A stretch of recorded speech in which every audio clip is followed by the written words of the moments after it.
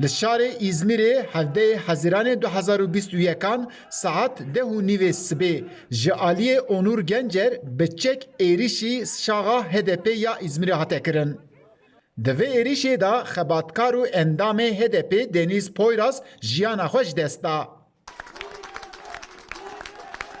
Ser vê kuştinê li navenda giştî ya HDP zor kes hatin bahev û hevserokê HDP Mithat Sancar jî daxuyeniyek da. Halkımız katledilen. Gelê me de heta dawiyê xwe de bîranîna hevala me Deniz Poyraz da derkeve. Em ê heta ku kujer hesabê vê kuştinê bidin tê kuştina xwe bidomînin. Lê bila herkes bizanibe ku ev êrîş ne tenê ji bo HDP ye, êrîşeke dijî demokrasiyê ye. Heke em pêk ve têkoşînê nedin, wê gavê hûnê dilê kujeran xweş bikin. Girseya ku li pêşiya navenda giştî ya HDP civiya bi deveciyan ev êriş şermezar kirin. Dayika Aştiyê Nezahat Yaşar jî ji bo dengê Amerîkayê axivî û got Deniz Poyraz ji bo ku Kurd bû hate kuştin.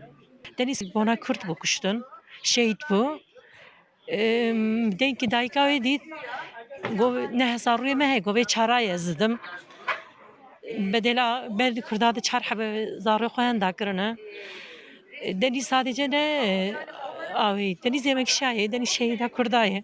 Bu ülkenin tarihi kanla yazılmıştır, katliamlarla doludur. Bu yere İzmir'i bu yereki ne tesadüfiye ne keseki nicaz perest bir seriyokü çu rekısına İzmir'i bu yereki ve ki emmecin cineteki pekkaniye emzanın ki Türkiye'de tekili ki mafya devlet siyaseti heye ev her dem lehember hezin demokratik hember bu Kurdan karanine.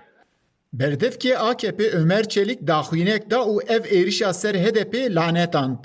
Serokê giştî yê CHP Kemal Kılıçdaroğlu, serokê giştî yê Partiya Devayê Ali Babacan telefona Mithat Sancar kir û sersaxî xwast. Seroka giştî ya Partiya Baş Meral Akşener jî ev êriş şermezarî kir. Parlamenterê CHP Yıldırım Kaya jî serdana HDP kir û bi Sancar ra civiya. Eyüp Demir, Dengê Amerika, Ankara.